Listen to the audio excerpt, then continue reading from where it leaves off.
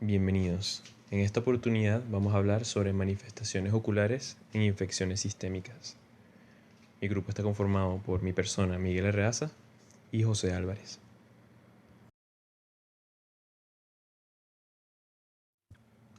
Este video va a tocar 4 temas. El primero va a ser infecciones virales, el cual va a abarcar el herpes simple, la varicela zoster, el citomegalovirus y enfermedades de sospechado origen viral.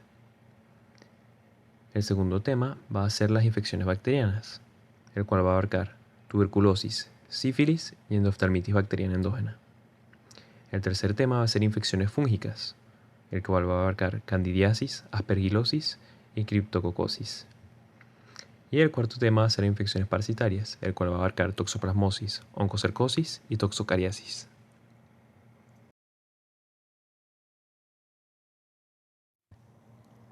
Vamos a empezar con el tema número 1, el cual va a ser infecciones virales. El virus del herpes simple es una causa común de infección ocular, perioral y genital en humanos. La partícula viral consiste en un núcleo de ADN bicatenario rodeado por una cápside proteica y una envoltura lipídica.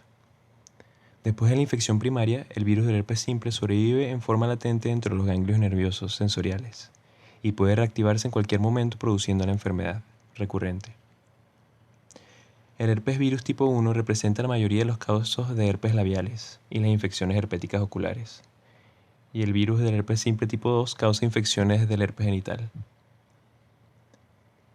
El virus del herpes simple tiene una distribución mundial, y los humanos son el único reservorio conocido. La queratitis por herpes virus es una causa grave de severa, y es la segunda en incidencia solo después del tracoma en términos de causas de ceguera relacionadas con la córnea. La transmisión requiere de un contacto personal cercano. El herpes virus tipo 1 se transmite principalmente por secreciones orales, y el herpes virus tipo 2 por secreciones genitales. La exposición primaria a herpes virus tipo 1 ocurre comúnmente en la infancia. En la pubertad, del 60 al 85% de la población tiene evidencia serológica de infección por herpes virus tipo 1.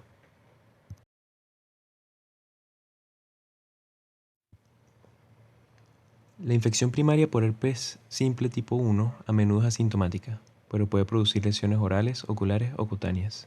Las infecciones por herpes simple tipo 2 generalmente involucran el glande y el eje del pene en los hombres, mientras que la mujer involucra la vulva, el perineo, las nalgas, el cuello uterino y la vagina. Fiebre, malestar, anorexia y adenopatía inguinal sensible pueden acompañar a la erupción vesicular típica de la piel. La infección congénita por herpes simple se reconoce al nacer por ictericia, hepatoesplenomegalia, anomalías del sistema nervioso central, diátesis hemorrágicas, microcefalia, trastornos convulsivos, fiebre, corrioretinitis y vesículas cutáneas. Debe diferenciarse de síndromes similares causados por rubiola, toxoplasmosis y citomegalovirus, que conforman estos virus el síndrome de Torch. La reactivación del herpes simple puede ser precipitada por fiebre, trauma, menstruación, estrés emocional o enfermedad sistémica.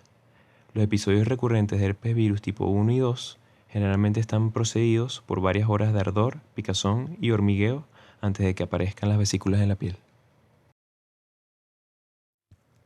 En las infecciones oculares primarias por herpes simple, está presente una conjuntivitis folicular severa con adenopatía regional. Las vesículas pueden aparecer en la piel del párpado o en el margen del párpado, produciendo blefaritis. La afectación corneal inicialmente toma forma de una queratitis punteada superficial que puede progresar a ulceración dendrítica o geográfica. El diagnóstico clínico de la infección por herpes simple se puede hacer cuando las lesiones vesiculares características están presentes. El diagnóstico puede confirmarse mediante el aislamiento del virus en cultivo de tejidos cuando sea necesario.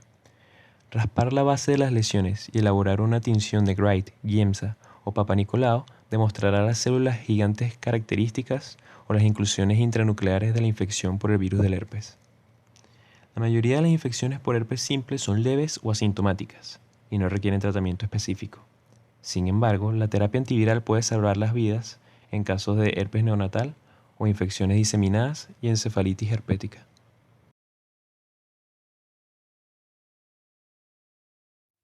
Ahora vamos a hablar un poco sobre el virus del varicela zoster.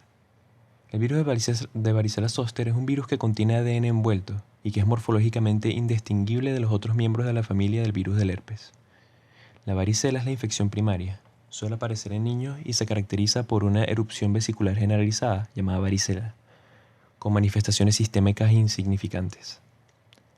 El herpes zóster es una reactivación del virus del varicela zoster en adultos que produce una erupción dermatómica de vesículas, también llamada culebrilla, que generalmente se acompaña de dolor en la distribución nerviosa afectada. Para hablar un poco sobre la epidemiología de este virus, tenemos que saber que la tasa de ataque más alta se encuentra entre el grupo de 2 a 8 años. La infección es altamente contagiosa y probablemente se transmite por contacto directo de persona a persona o por gotitas respiratorias o gotitas de Fluch.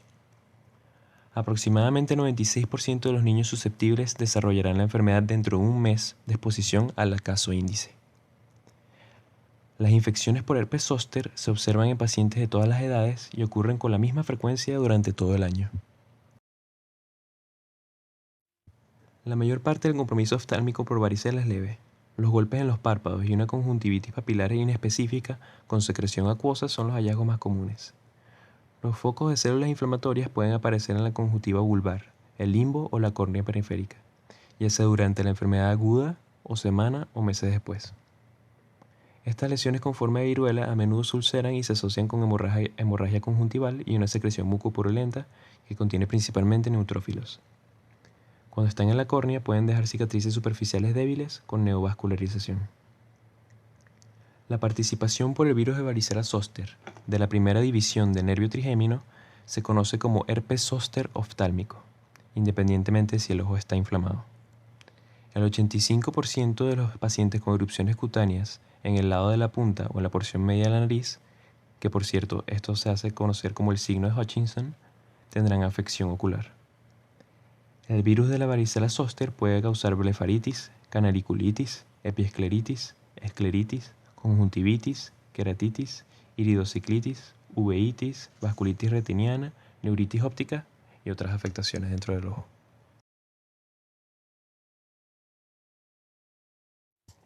Entre otras manifestaciones oculares más graves encontramos el síndrome de necrosis retiniana aguda.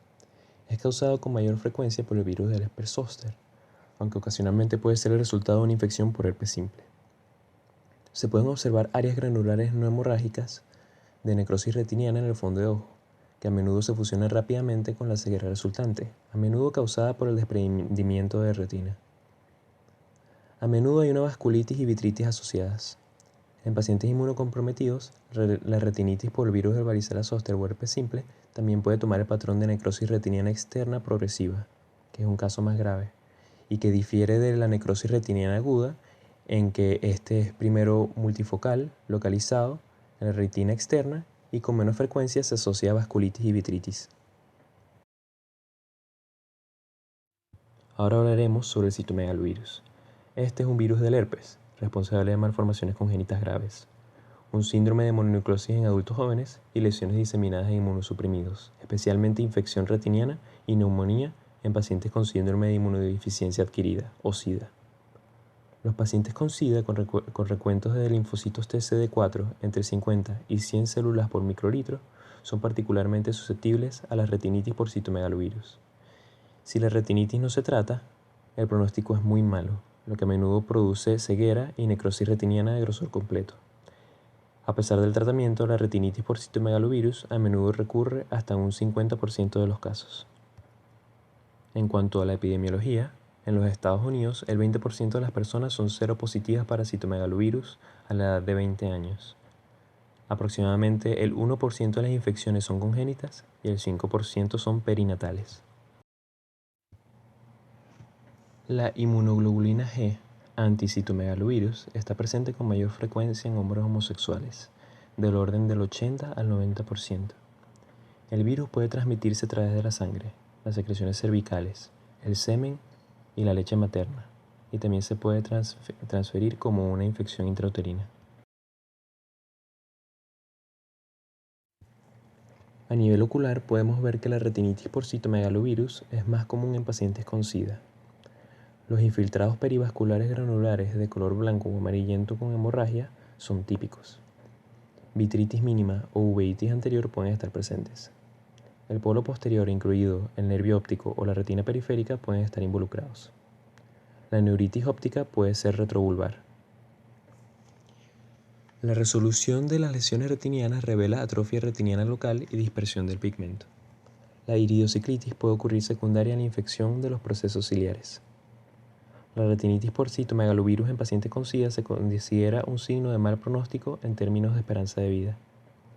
La infección congénita por citomegalovirus también puede causar retinitis, así como la uveitis anterior, cataratas y atrofia óptica.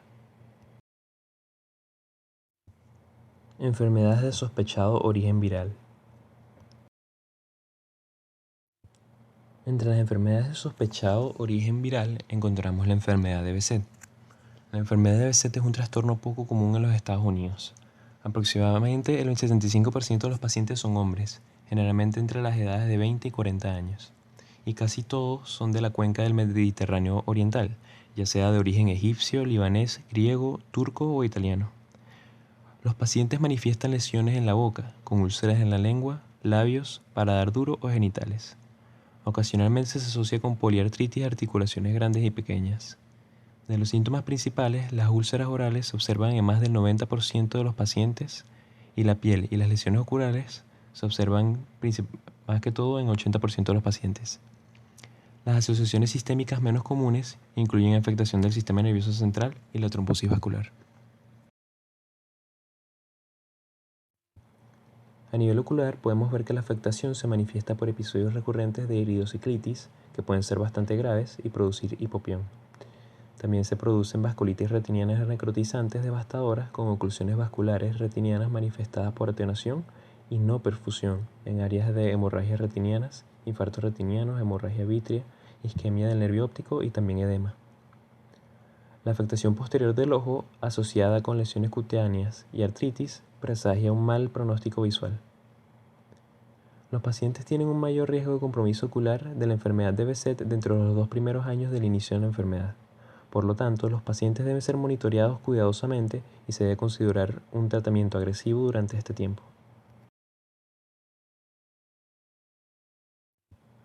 Entre las enfermedades de sospechado origen viral encontramos el síndrome de Vogt-Koyanagi-Harada. Este síndrome fue descrito por Jonathan Hutchinson en el 1892. El síndrome está asociado con un pródromo de dolor de cabeza, rigidez de cuello, dolor, fiebre, náuseas y signos meningios. Si se realiza una punción lumbar en este momento, se puede demostrar linfocitosis en el líquido cefalorraquídeo. Al pródromo le sigue una fase oftálmica manifestada por edema retiniano, desprendimiento de retina exudativo y papiledema. La fase oftálmica es seguida por una fase de convalescencia, que se asocia con el vitiligo perilimbal seguido de vitiligo generalizado, alopecia, poliosis y pérdida auditiva neurosensorial. En estas imágenes podemos ver las afectaciones en la piel que presenta un paciente con el síndrome de Vogt-Koyanagi-Harada. Podemos ver que sus manos presentan vitiligo, al igual que presenta vitiligo en la región cercana al ojo y también una uveitis. A nivel ocular vemos que la afectación generalmente produce una uveitis intratable crónica. La afectación del polo posterior en el síndrome de Vogt-Koyanagi-Harada puede incluir desprendimiento de retina exudativo y coroiditis multifocal. En algunos pacientes, cuando desaparece el desprendimiento exudativo, hay una fibrosis macular que causa una pérdida visual central permanente.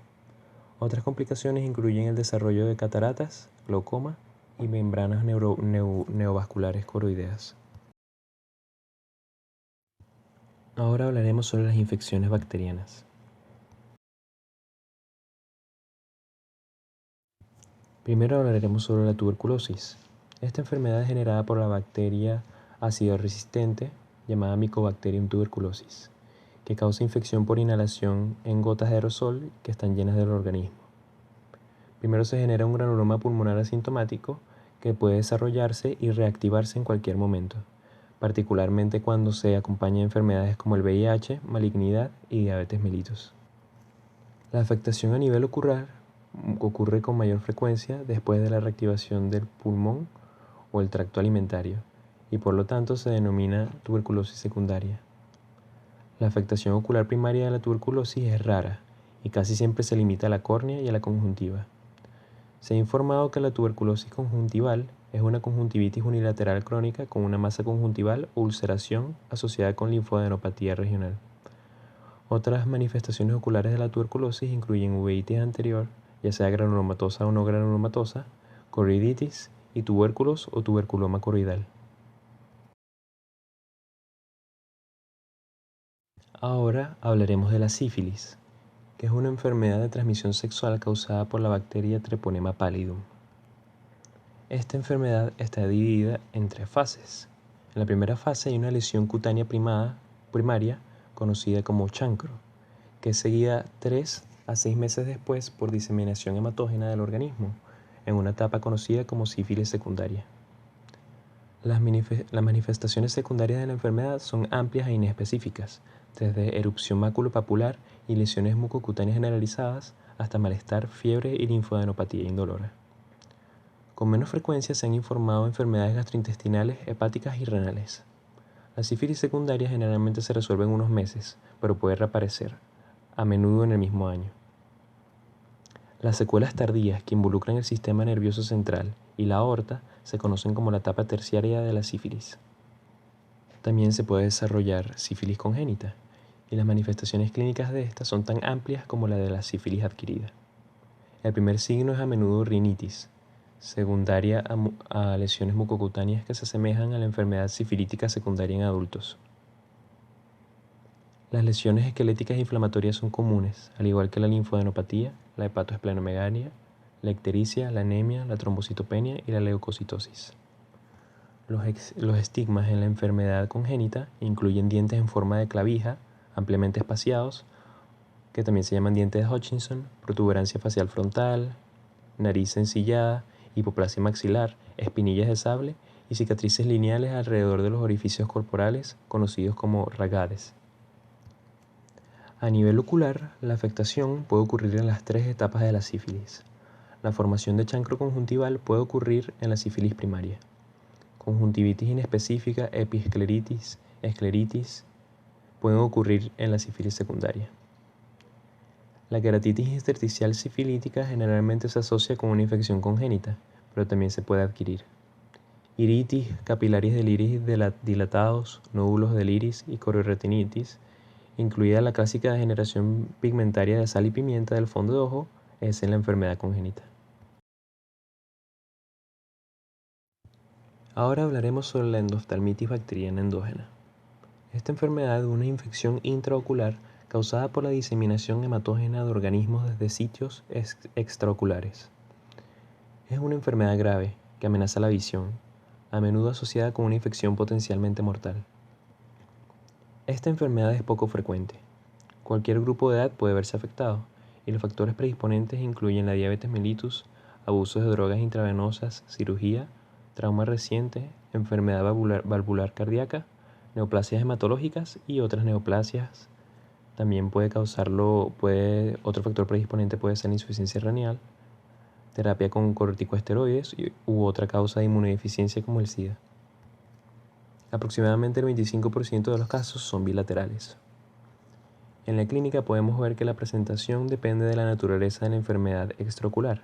La meningitis, la endocarditis, el tracto urinario y la infección hepatobiliar son las causas más comunes de bacteriemia y embolización séptica del ojo. A nivel ocular podemos ver que la afectación puede ser focal o difusa, dentro de uno o ambos segmentos, tanto anterior como posterior. Los signos incluyen disminución de la visión, anormalidades pupilares, alteraciones de la motilidad, edema del párpado, inyección conjuntival, edema corneal, infiltrados corneales, exacerbación y células acuosas, hipopión, absceso del iris, células vítreas y opacificación y otras complicaciones como absceso vítreo, embolia arteriolar retiniana, hiperivasculitis, hemorragia retiniana, necrosis retiniana y edema del disco.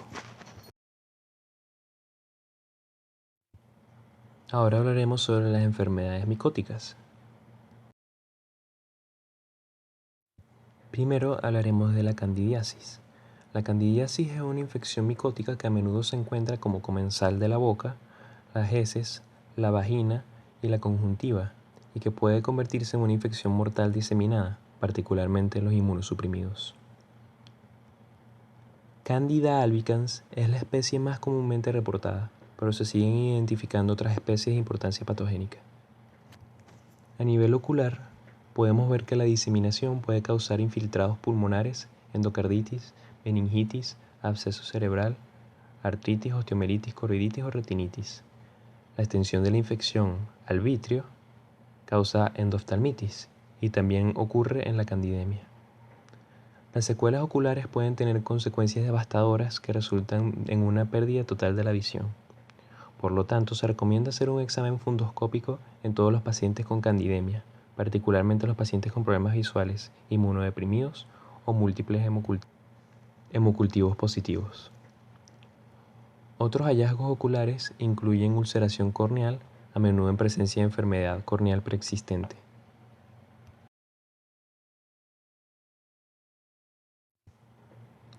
Ahora hablaremos sobre la aspergilosis.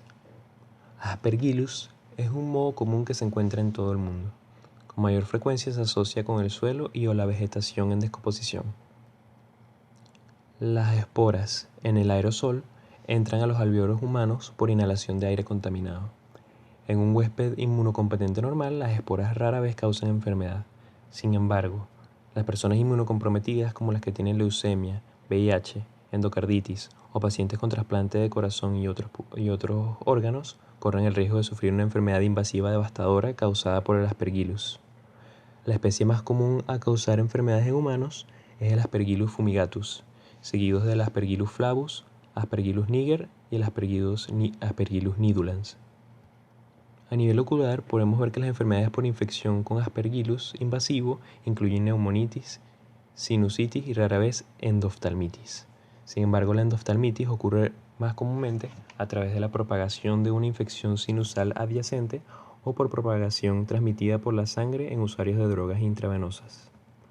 La endoftalmitis fúngica generalmente se presenta con un inicio rápido de dolor, pérdida visual y un infiltrado macular amarillo en el espacio subretiniano, que puede progresar a necrosis retiniana de grosor completo.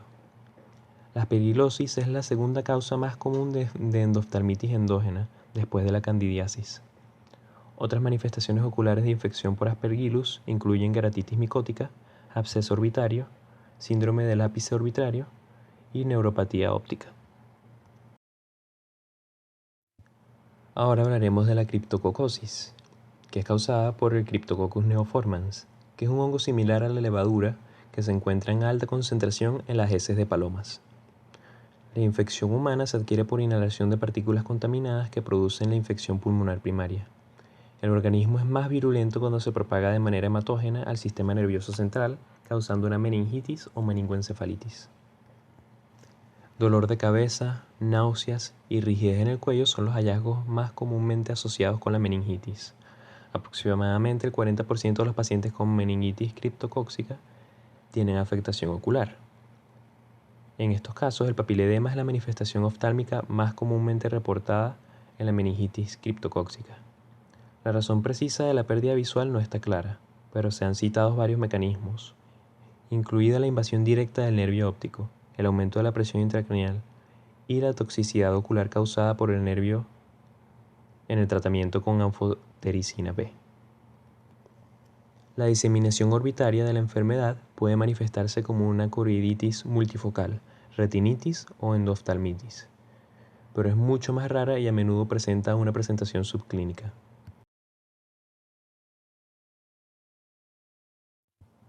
Ahora hablaremos sobre las enfermedades parasitarias. Entre las enfermedades parasitarias encontramos la toxoplasmosis.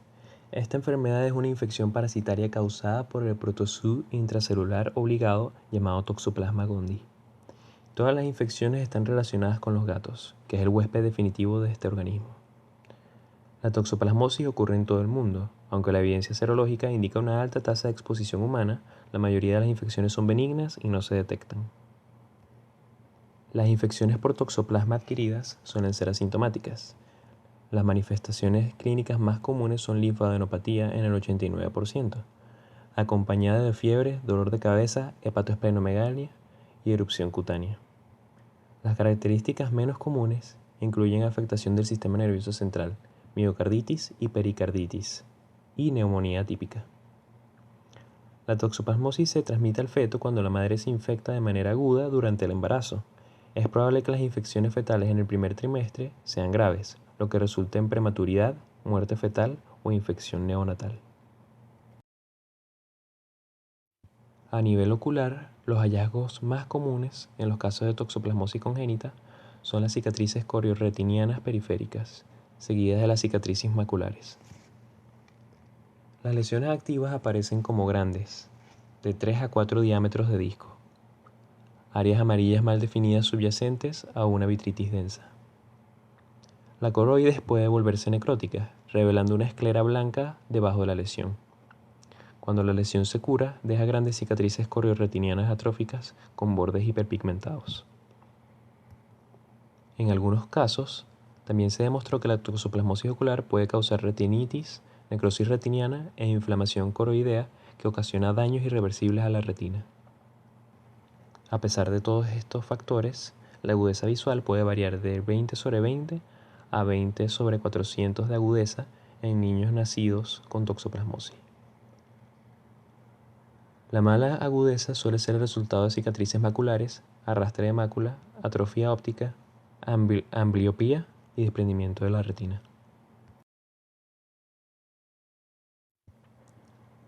Ahora hablaremos sobre la toxocariasis, la cual es una infección nematodal causada por lombrices intestinales que generalmente se encuentran en los intestinos de perros y gatos. Tienen dos manifestaciones clínicas clásicas, la larva migrans visceral y la larva migrans ocular. En el caso de la larva migrans visceral, vemos que es causada por la diseminación sistémica de las larvas de toxocara. En cambio, en la larva migrans ocular, los organismos generalmente se limitan al segmento posterior del ojo.